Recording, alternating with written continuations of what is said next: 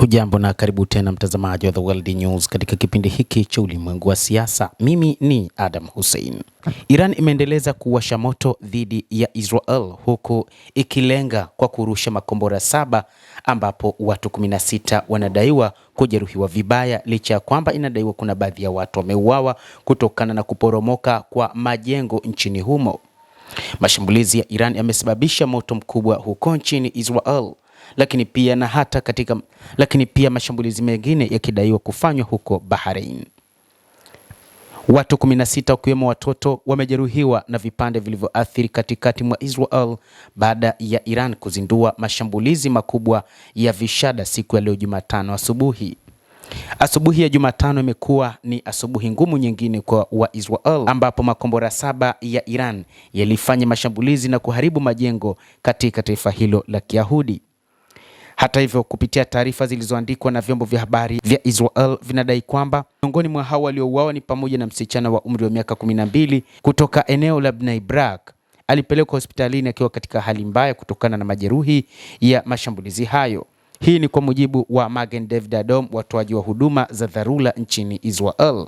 Hali yake inaripotiwa kuwa mbaya zaidi kufuatia kulazwa hospitalini, kulingana na taarifa kutoka Sheba Medical Center, ambayo iliongeza kuwa ilipokea jumla majeruhi 8 Jumatano ya leo asubuhi, 6 kati yao wakiwa ni watoto. Nilimuona msichana amelala sebuleni na baba yake ambaye pia ni mfanyakazi wa kujitolewa MDA. Tayari ameanza kutoa matibabu ya awali, daktari wa MDA Maya Zargarian aliambia shirika la habari la Wala. Taarifa zinaelezwa kwamba bado Iran inaendeleza mashambulizi yake kwa kutumia makombora ya masafa marefu ambayo Marekani na Israel zinadai yamepunguzwa.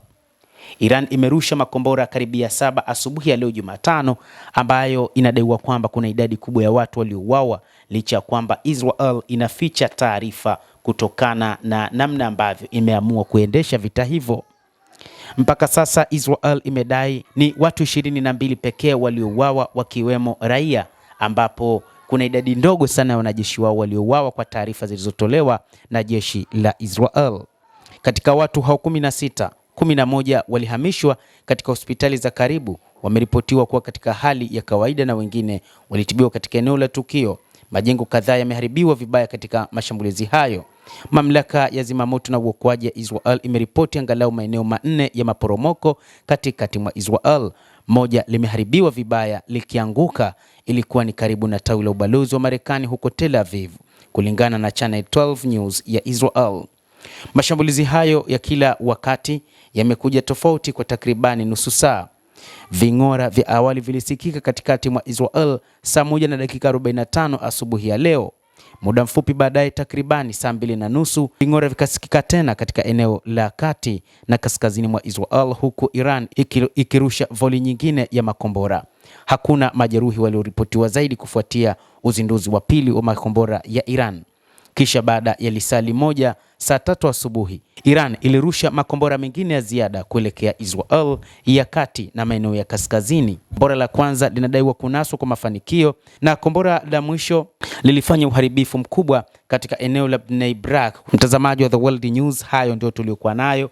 Ni namna ambavyo Iran imeendeleza operesheni yake ya kijeshi huko nchini Israel. Imeharibu nyumba kadhaa, lakini pia watu karibia 16 wamejeruhiwa, licha ya kwamba hakuna kifo kilichotangazwa.